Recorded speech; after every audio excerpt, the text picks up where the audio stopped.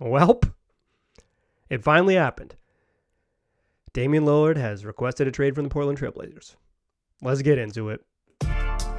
You are Locked On Trailblazers, your daily Portland Trailblazers podcast. Part of the Locked On Podcast Network, your team every day.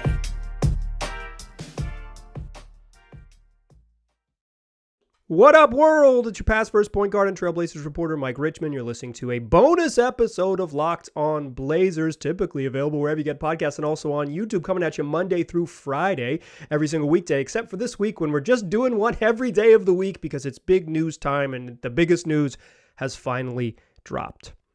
It is Lillard time in the worst way imaginable. Damian Lillard has requested a trade shortly before 9 a.m. on July 1st, 9 a.m. Pacific time.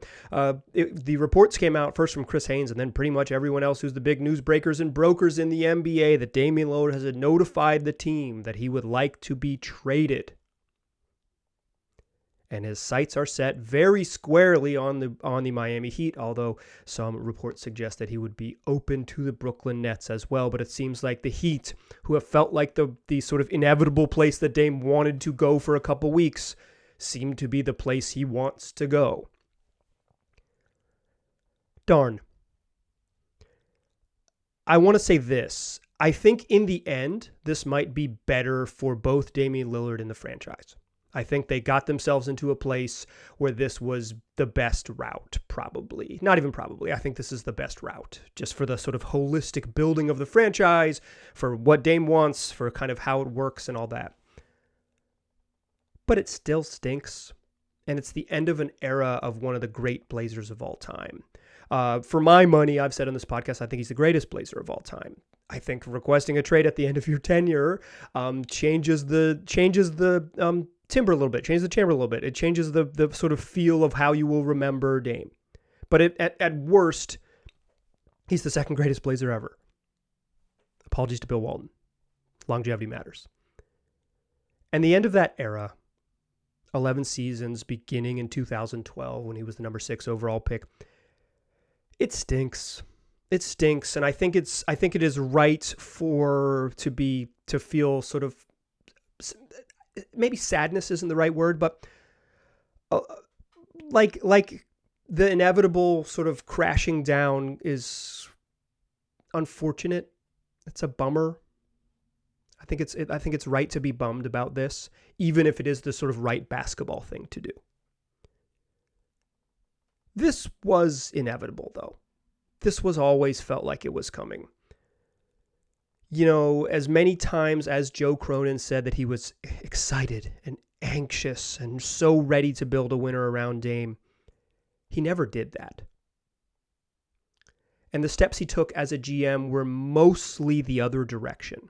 And like I said, maybe the best course for the holistic view of the franchise, but his actions never matched up directly with his words, and it really came to a head on draft night. At exit interviews, Damian Lillard was more than clear, abundantly clear about the direction of the franchise.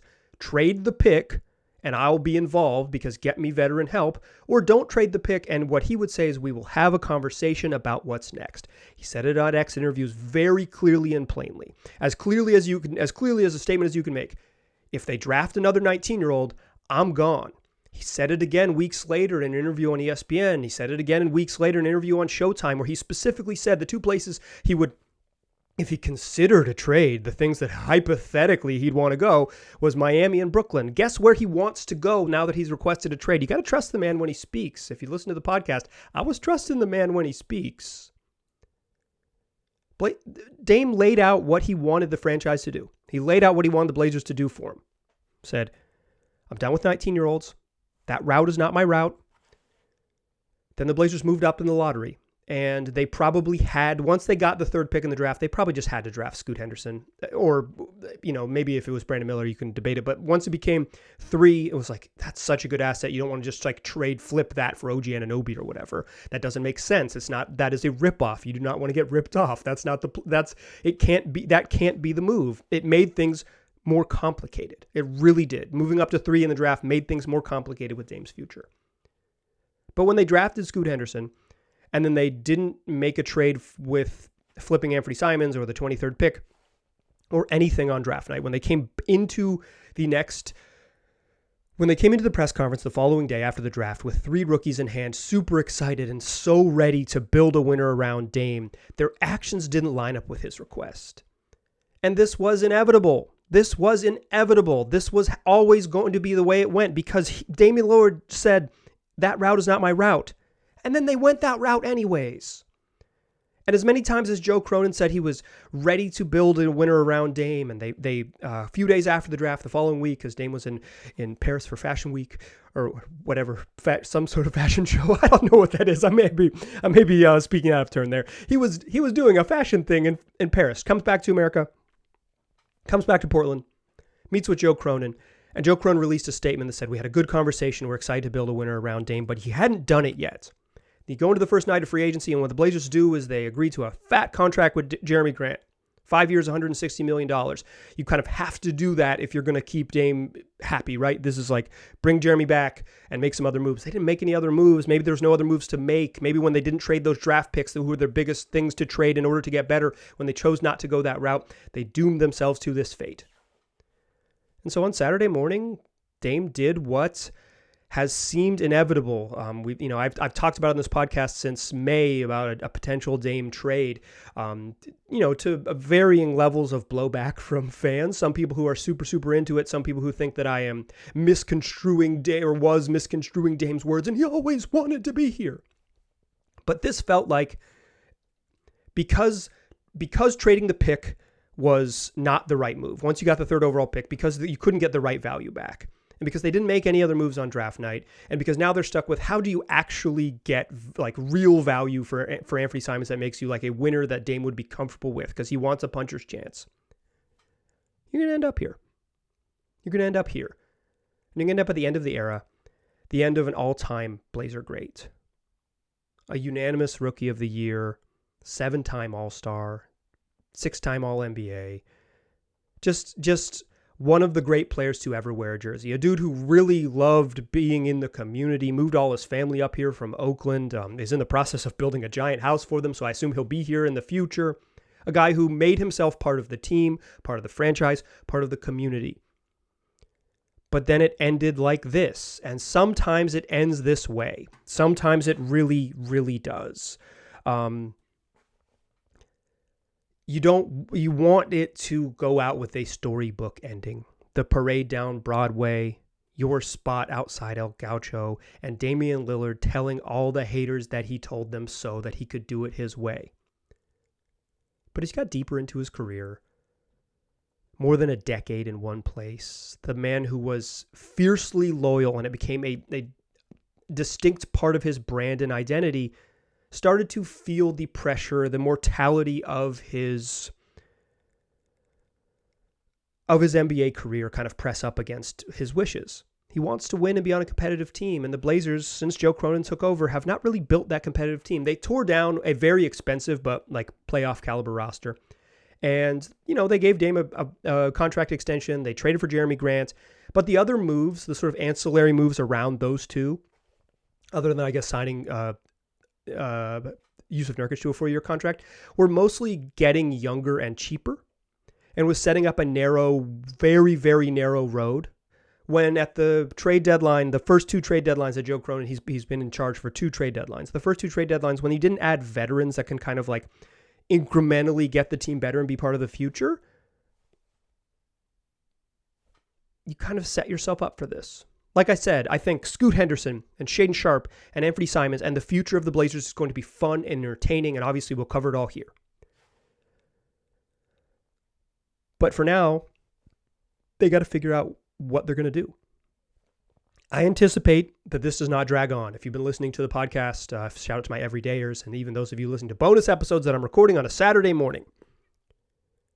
I don't think this would drag on. I don't think this goes into the regular season. I think this gets taken care of in the summertime in the next couple weeks. The thing is, the people who are interested in Dame, it's a limited, very limited scope. He's a very specific type player. He's 33 years old. He's really stinking good. He wants to play for a winner, and he's got a super expensive contract. It was always going to be a limited number of suitors who wanted to be because they were trading for a win now piece. I don't think he's going to have this big, robust market. And I think the Blazers, for the most part, are going to honor his requests.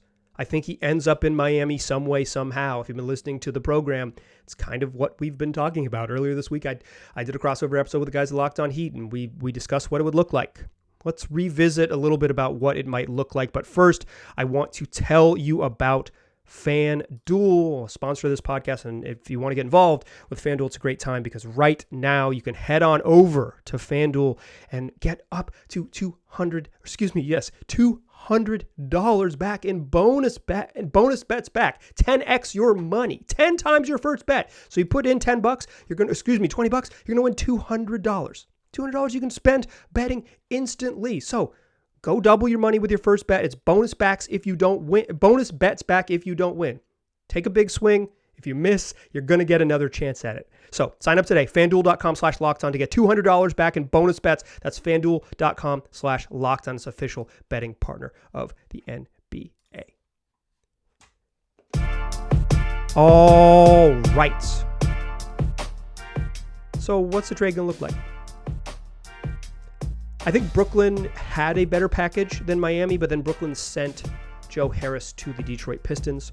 My preferred sort of Brooklyn package was expirings. Like, take a flyer on Cam Thomas, expiring Spencer Dinwiddie, expiring Joe Harris.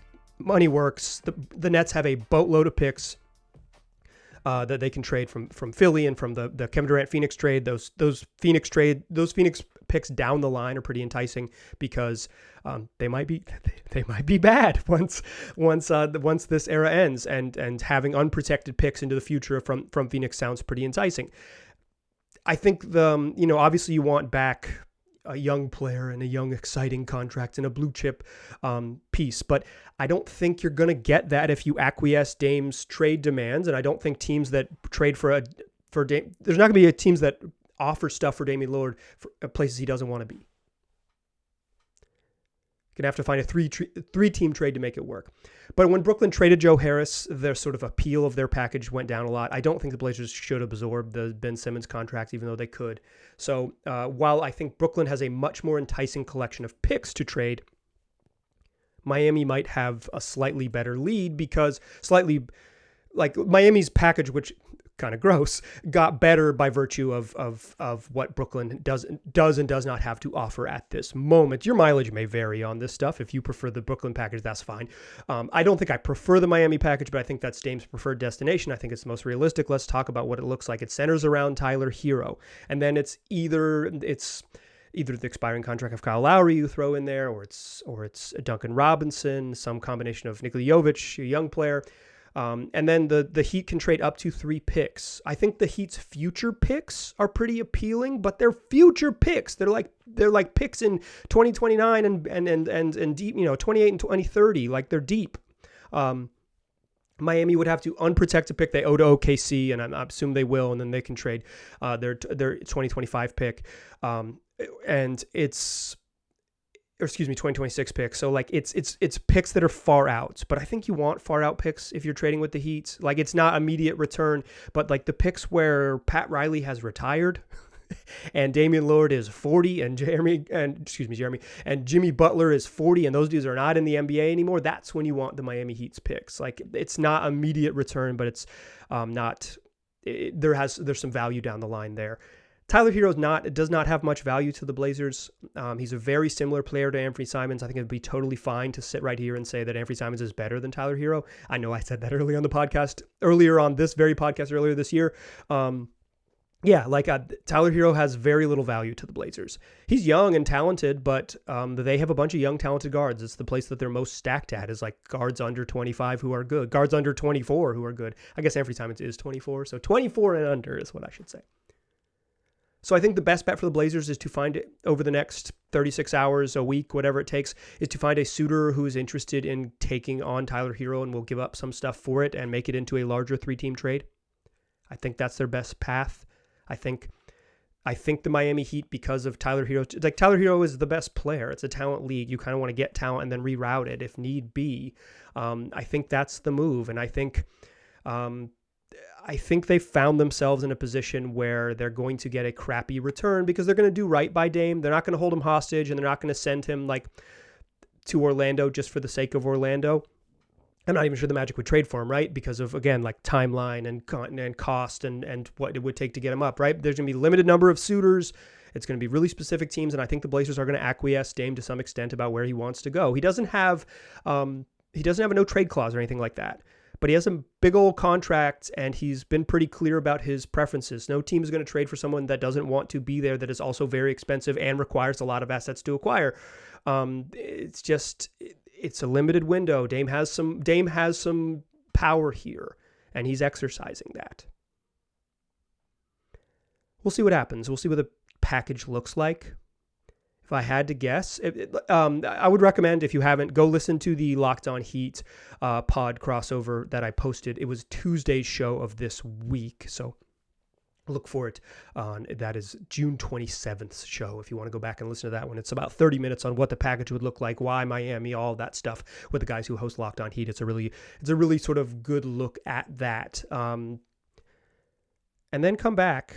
This is a bonus show. It's a little bit shorter than our typical episodes, which are 30 minutes, Monday through Friday, 5 days a week, the only daily Trailblazers podcast, available wherever you get podcasts and on YouTube. But we're going to keep rolling with this. I recorded a show late Friday night. I'm recording it Saturday morning. When news breaks, you will see me, if you're watching on YouTube, in front of this camera. If you're listening, you will find me in your earbuds or your speakers or in the car, wherever you're listening.